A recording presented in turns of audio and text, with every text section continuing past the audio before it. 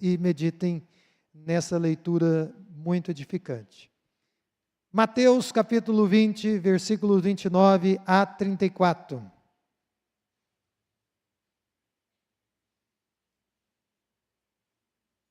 Os que já encontraram, digam amém. Glória a Deus por isso, não é?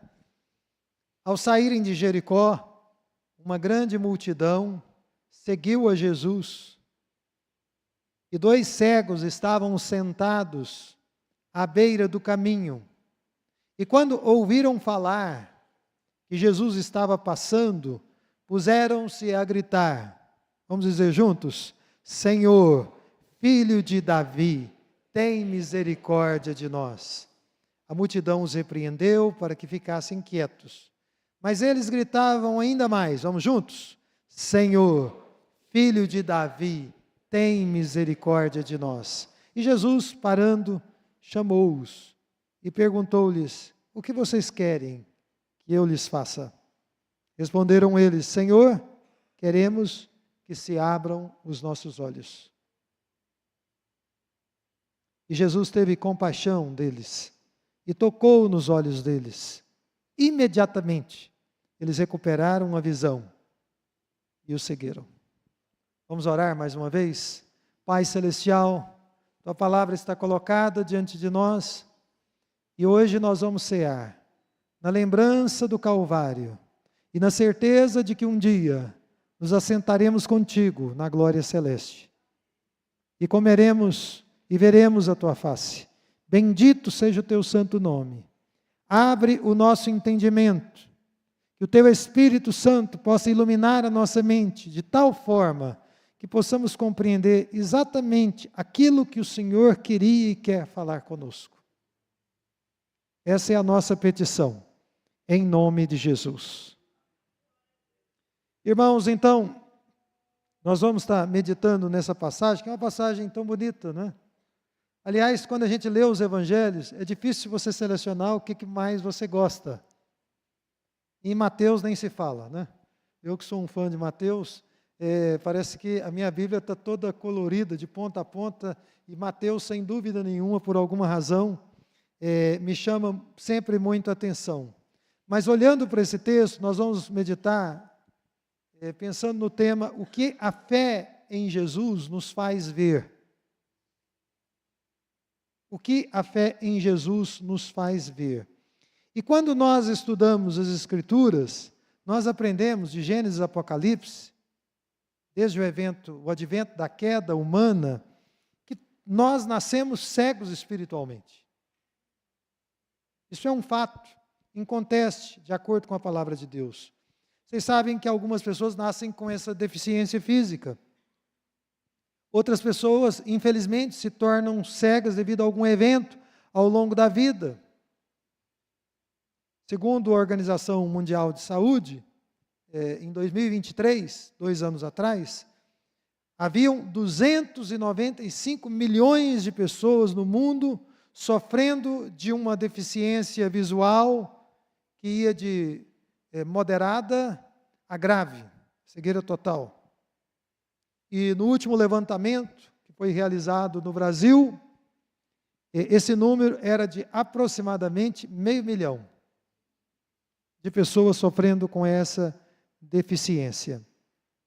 Essa deficiência, muitas vezes, ela produz sofrimento físico, sim, dependendo do que causou, do que provocou a cegueira.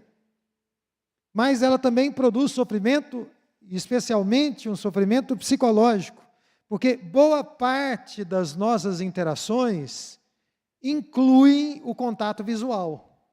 Portanto, quando você não tem o contato visual, você perde pelo menos um pouco da sua capacidade de interagir com outras pessoas.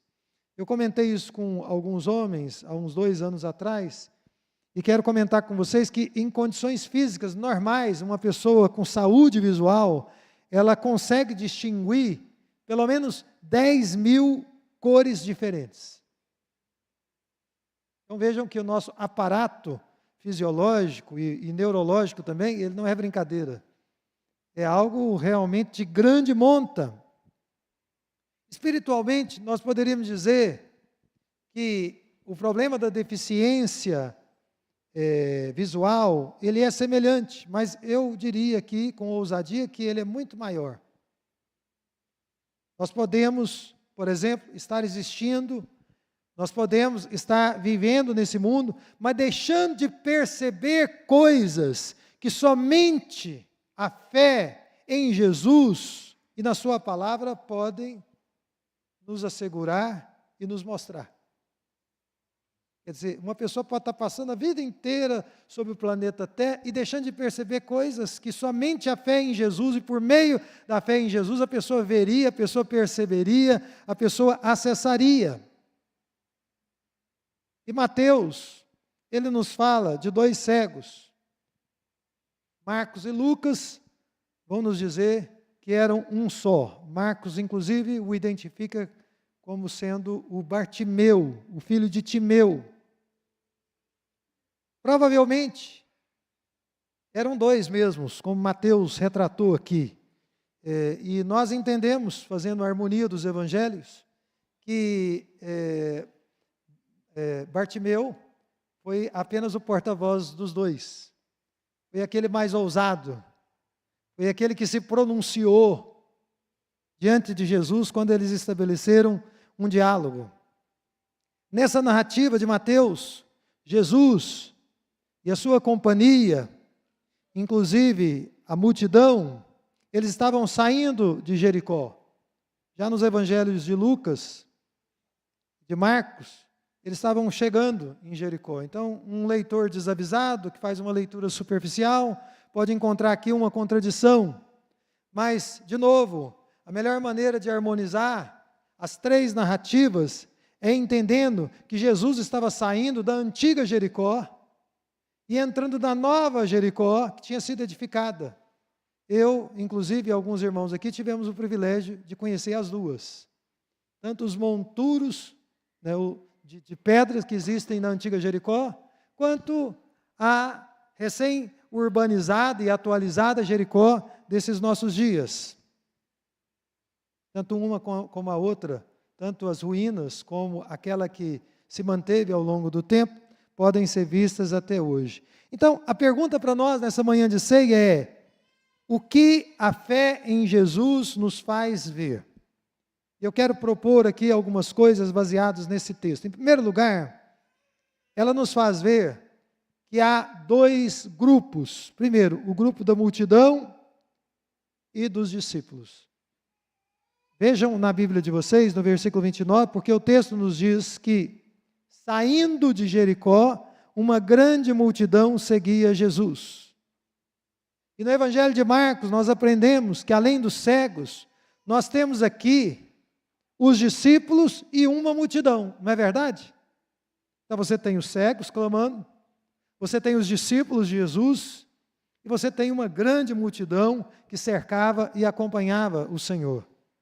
Apesar disso, é importante nós entendermos e observarmos que na leitura, na medida em que nós lemos os evangelhos, essas mesmas multidões que cercavam a Jesus, que acompanhavam a Jesus e muitas vezes ficavam maravilhadas com os seus milagres, elas não permaneceram com Jesus até o fim. A convivência com Jesus foi apenas algo momentâneo, algo passageiro. Mas alguma coisa bem diferente aconteceu com os discípulos, porque, pela graça de Deus, dos 12, 11 perseveraram e entregaram suas vidas em martírio por amor a Jesus. E perseveraram até o fim.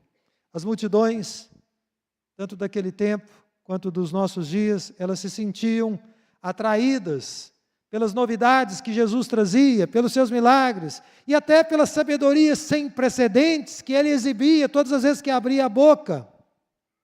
Mas no profundo dos seus corações, eles não amavam a Jesus. Eles não estavam amando a Jesus. Enquanto que os discípulos, na medida em que o tempo foi passando, eles foram amando mais e mais e mais a Jesus. Tanto é que quando o Senhor foi morto, quando eles estavam desanimados e abatidos, nós vemos aqueles homens profundamente tristes. E essa tristeza era uma evidência de que eles realmente amavam o Senhor.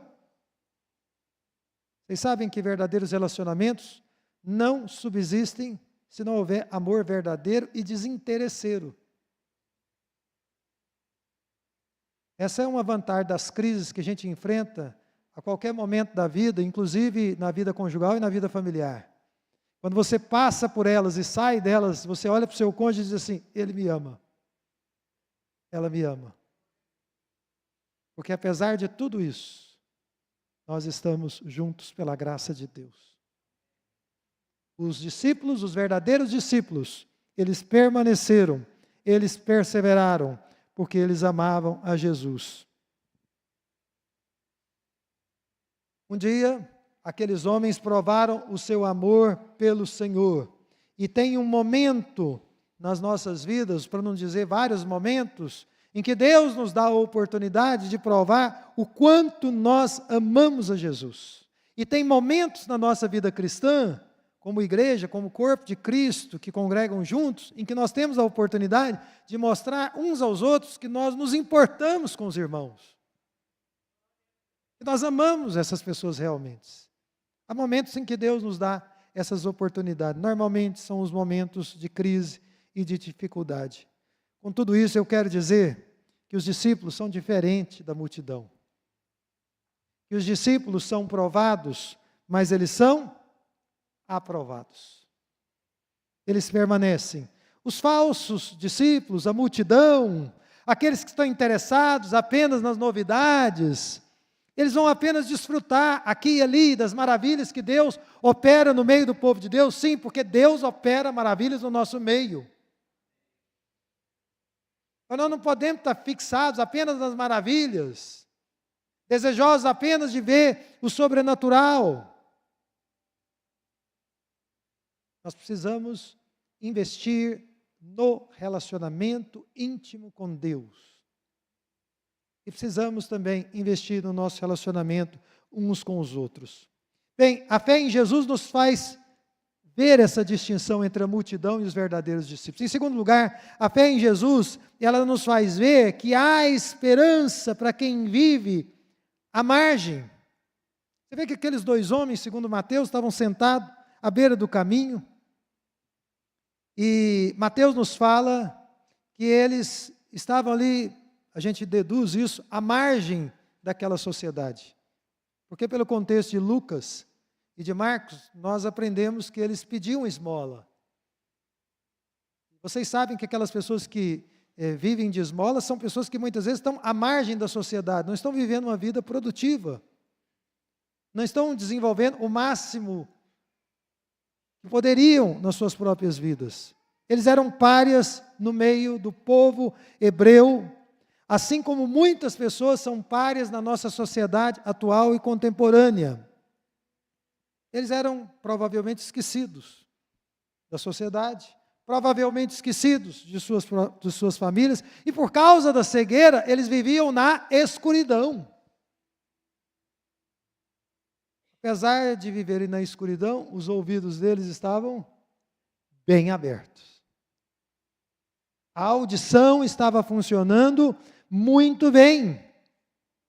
E o texto nos diz, veja aí no versículo 30, que quando ouviram falar que Jesus estava passando, eles reagiram, eles se puseram a gritar, e eles diziam: Senhor, filho de Davi, tem misericórdia de nós.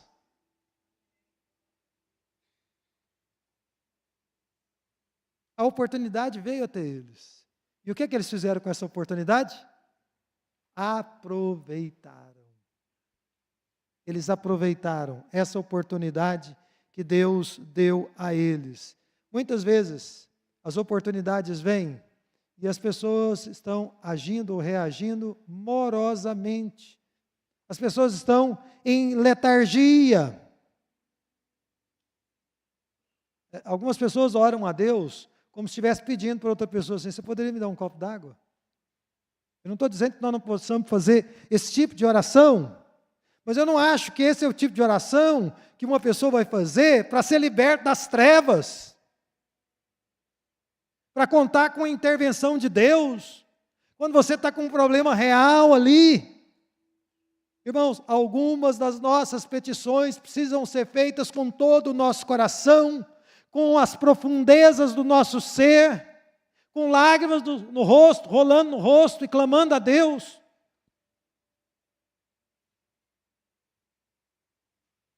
Nós não podemos ficar letárgicos e nos dirigindo a Deus como se nada estivesse acontecendo, como se estivesse tudo bem, se Deus não fosse ouvir a nossa oração.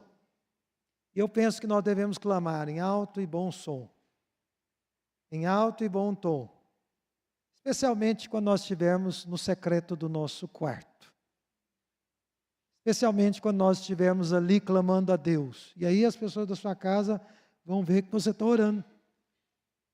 Você está suplicando, está clamando a Deus. Eu tenho certeza que Deus vai ouvir esta oração. Eu não tenho nenhuma dúvida. Bem, irmãos, aqueles 2 homens cegos, eles pediram por misericórdia, eles se humilharam diante de Jesus, eu diria também da multidão. Quando nós formos clamar a Deus, nós precisamos nos lembrar que a auto-humilhação, ela é importante. E eles também identificaram a Jesus como o Senhor e como o Filho de Davi, ou seja, como o Messias. Eles eram deficientes visuais, mas eles já tinham um conhecimento teológico. Eles sabiam das promessas acerca do Messias, que o Messias viria para libertar o seu povo. Das palavras de Isaías, quando o Senhor Deus disse através de Isaías que o Senhor iria resgatar aqueles que estavam em trevas. Então eles se apropriaram daquela grande oportunidade e clamaram ao Senhor, ao Filho de Davi. E isso eles fizeram com muita humildade. Em outras palavras, a gente pode dizer que aqueles homens reconheceram tanto as suas próprias misérias quanto a glória de Jesus. Eu acho que essa é uma atitude apropriada para nós quando nós nos aproximamos diante de Deus. Nós precisamos nos aproximar de Deus reconhecendo quão miseráveis nós somos, ou a miséria em que nós nos encontramos, e ao mesmo tempo reconhecer a glória dEle e a capacidade que Ele tem de, como dizia Francis Schaeffer, de intervir nas nossas vidas e de produzir mudança, de produzir transformação. Será que nós poderíamos, nessa manhã de ceia, imitar aqueles 2 homens? Amém?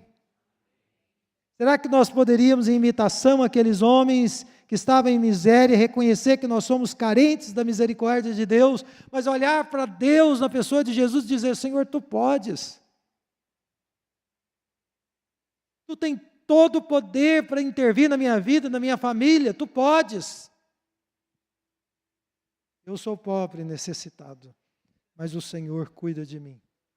Como diz o salmista, eu espero que nós estejamos nos humilhando diante de Deus. Então, a fé em Jesus nos mostra que há esperança para as pessoas que vivem a mar, mas ela também nos mostra que há barreiras que se colocam entre nós e Deus. Veja o versículo 31, porque aproximar-se de Jesus pode significar a necessária ruptura com um cerco social que tem inspiração maligna muitas vezes e que separa homens e mulheres de Jesus.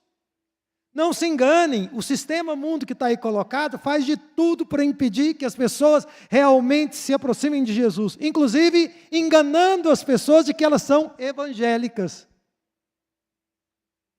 ludibriando, entorpecendo a consciência das pessoas, quando tudo que elas não são é discípulos de Jesus.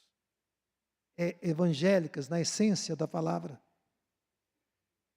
Você vê que aqueles homens simples, eles nos ensinam, eles foram mestres para todos nós e para toda a igreja, porque eles nos ensinaram o que é que nós devemos fazer quando os obstáculos surgem na nossa caminhada com Deus. O que é que nós devemos fazer quando os obstáculos surgem? Eu entendi, olhando aqui para o verso 31, que o caminho para nós é perseverar. Que o caminho é continuar a clamar, sem desfalecer, sem desanimar. é continuar a suplicar o favor do Senhor. Algumas vezes as nossas súplicas, elas virão, como eu já disse aqui, tenho dito várias vezes, com lágrimas, com urros. Porque um coração quebrantado na presença de Deus, às vezes tem que urrar na presença dEle, suplicando o favor dEle. Então vejam, que enquanto eles clamavam, a multidão fazia o quê? Os repreendia, para que eles ficassem quietos. E o que é que eles fizeram em contrapartida? Gritavam ainda mais. O que é que eles faziam, gente? Então, imagine você, as oposições que você tem sofrido, o cerco que muitas vezes o maligno tem colocado para te impedir de ir a Jesus e de viver o cristianismo como a palavra de Deus nos ensina. Não desanime, não desfaleça. Continue orando, continue clamando, continue suplicando na presença de Deus. Às vezes os obstáculos eles vêm por meio de pessoas, às vezes vêm por uma atuação direta do diabo, às vezes é o nosso coração mesmo que nos acusa, que diz assim, você não vai ser crente nunca, é impossível que você seja um discípulo, uma discípula de Jesus. Às vezes o nosso coração, ele está ali atuando contra nós. A mensagem que vem do mundo é a mesma daquela multidão. Qual é a mensagem? Fiquem quietos. Fiquem onde vocês estão. Vocês foram fadados a viver essa vida de miséria e nas trevas para sempre. Não vai haver alegrias para vocês, não vai haver mudança, não vai haver crescimento. Essa é a mensagem que vem do mundo e que chega aos nossos ouvidos. Essa voz que vem do mundo pode dizer que Jesus tem muitas outras coisas mais importantes para fazer do que operar na sua vida e na sua família. Pode dizer a você, na sua mente, no seu coração, que você não é tão importante quanto outras pessoas que às vezes você vê aqui dentro da igreja. Mas eu gostaria de dizer que apesar desses obstáculos que o maligno muitas vezes insidiosamente coloca no nosso entorno, nada disso deve nos impedir de irmos até Jesus quantas vezes for necessário. Amém? Nada disso, nenhuma dessas vozes, seja do nosso coração, seja do mundo exterior, seja do diabo, nós devemos perseverar. E devemos continuar clamando, Senhor, filho de Davi, tem misericórdia de mim. Senhor, filho de Davi, tem misericórdia do meu filho.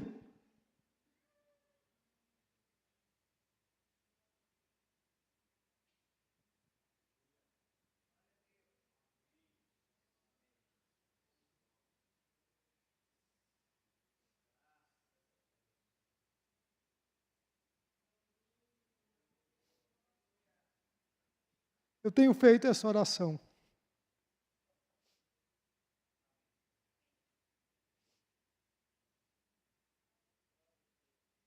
Inclusive por muitos de vocês. Tenho pedido a misericórdia de Deus. Às vezes eu conheço uma pessoa melhor, eu peço, Senhor, tenha misericórdia, muda a atitude daquela pessoa. Mas é um clamor que eu faço, que vocês podem fazer, que nós devemos fazer. Então, irmãos, a fé em Jesus, ela nos faz ver que existem barreiras, sim, que se colocam entre nós e o Senhor, mas ela também nos faz ver que há pessoas que querem enxergar. Glória a Deus por isso. Veja aí os versículos 32 e 33. Eu amo ter estudado e ter percebido mais uma vez que os 3 evangelhos, Mateus, Marcos e Lucas, disseram que Jesus parou. Jesus era o Deus vivo, o Deus encarnado. E Ele parou. Se nós pudéssemos ver a grandeza da glória dEle, nós ficaríamos desmaiados. A nossa capacidade de compreender as coisas. Mas Ele estava ali, esvaziado da sua glória, em humildade, mas Ele era Deus. E Ele parou naquele momento. E Marcos nos diz que Jesus mandou chamar aqueles cegos. E a pessoa que foi enviada, talvez um dos discípulos disse para aqueles cegos assim: ânimo, levante-se, ele está chamando vocês. Ele está chamando vocês. Então, da multidão, o que é que os cegos receberam? Só palavras de desencorajamento, de desânimo. É por isso que a gente ora aqui com as crianças constantemente, porque eu sei que aqui e ali na vida delas, elas vão ouvir palavras de desencorajamento. Palavras duras, palavras cruéis. E os pais são abençoadores, mas a igreja é parceira nesse sentido, para em nome de Jesus abençoá-las. E pedir a graça de Deus sobre a vida delas. O mundo traz uma mensagem de desânimo, mas o Senhor não. O Senhor traz ânimo. Quando Jesus entra na vida de uma pessoa, essa pessoa recebe uma dose cavalar de ânimo, de encorajamento, ela se coloca em pé, ela enfrenta o mundo, sem ser do mundo, sem se aliar ao mundo, sem ceder às pressões do mundo. Diz o texto no Evangelho de Marcos, que é nosso contexto, aqueles homens lançando a capa para o lado de um salto, se colocaram em pé e dirigiram-se a Jesus. Quando nós nos voltamos para Deus em fé e em humildade, o Senhor Deus vai sempre se mover a nosso favor. Amém? E vejam a pergunta de Jesus: o que é que vocês querem que eu lhes faça? Eu acho tão especial essa palavra de Jesus, porque muitas pessoas estão vivendo nas trevas, mas infelizmente elas estão satisfeitas com as trevas. Elas estão satisfeitas com aquilo que elas estão tendo ali no mundo. Aqueles homens não estavam satisfeitos com as trevas. Eles queriam ver a luz. Eles queriam ver a luz. Como eu disse no início, naturalmente, por nascimento, os nossos olhos espirituais eles estão fechados para ver a realidade espiritual que nos cerca. Para perceber, por exemplo, que o nosso tempo nesse mundo, ele é brevíssimo. Ele é muito curto. Para perceber que logo, logo, todos vocês que estão aqui, incluindo eu, vamos dar um passo para a eternidade. Eu não sei dizer quando isso será, mas esse momento vai chegar. Muitas pessoas estão em trevas e não estão entendendo que logo, logo, esse momento vai chegar. Eu pergunto a vocês, quem mais poderia ajudar aqueles dois homens cegos? Ninguém. Só Jesus poderia ajudá-los, só Jesus poderia tirá-los das trevas em que eles se encontravam. E a mesma coisa vale para hoje. Se tem alguém que está longe de Deus, que está sem Jesus, tocando a vida nesse mundo, só Jesus Cristo pode abrir os olhos. Para entender que tudo isso aqui vai passar, para entender que um dia nós vamos contemplar a face dele. Eu disse ontem para o Ministério de Louvor, que eu creio que quando nós formos levados à presença de Deus, a gente vai ouvir música. Uma música angelical, nunca, jamais ouvida pelos nossos ouvidos. Nós temos consciência disso, que isso vai chegar. É por isso que nós queremos viver bem. E usar tudo que Deus nos deu para a glória dEle, para o louvor dEle. Amém? Nós queremos esse tipo de vida, esse estilo de vida para nós.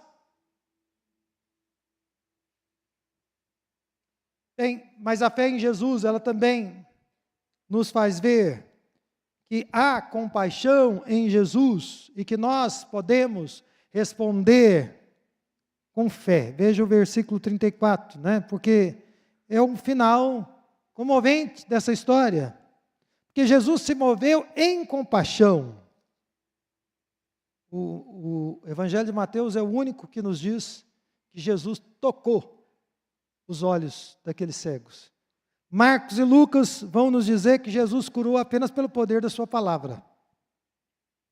As duas coisas devem ter acontecido.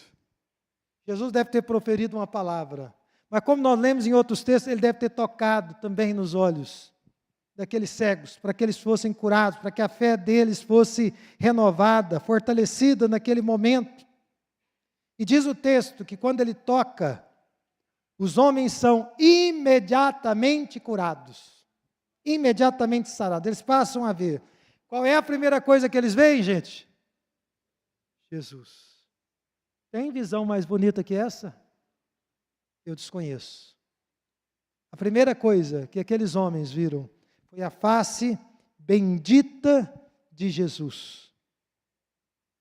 E quando os nossos olhos espirituais se abrem, nós também vemos a Jesus. Aliás, o crente em Cristo Jesus, ele é uma pessoa que vê Jesus por onde quer que ele vá.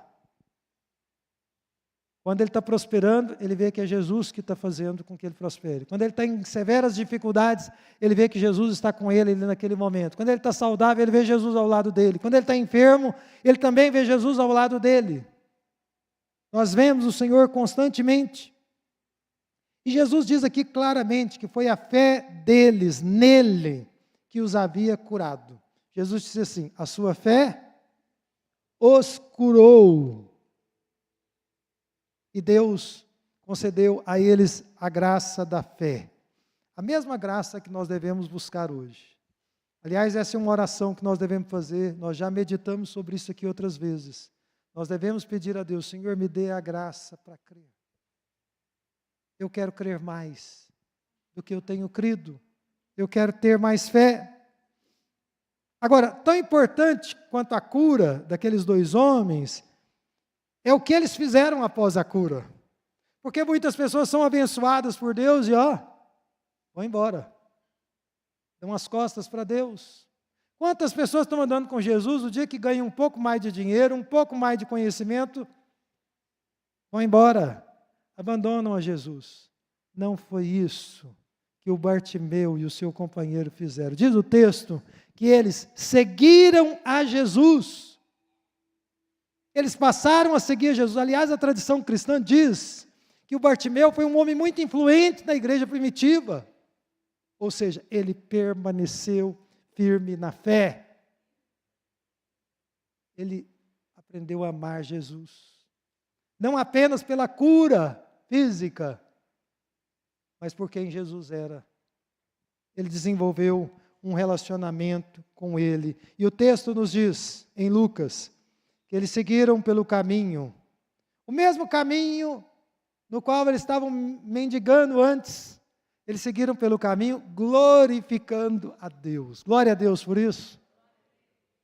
É uma mudança completa, é uma mudança radical que foi processada na vida daqueles homens. E que eu creio, Deus quer processar também nas nossas vidas.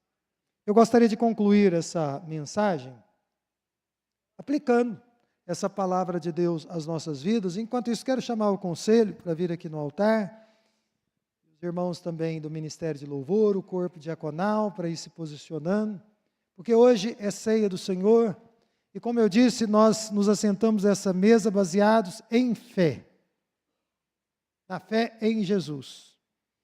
E como os olhos de Bartimeu e do seu companheiro foram abertos pela fé em Jesus, os nossos olhos também podem ser abertos. Então, o que eu queria propor para vocês? Considerem, baseado nessa palavra, que há dois grupos de pessoas vivendo neste mundo. Um que gosta de espetáculo, que gosta daquilo que é extraordinário, e esse grupo é a multidão.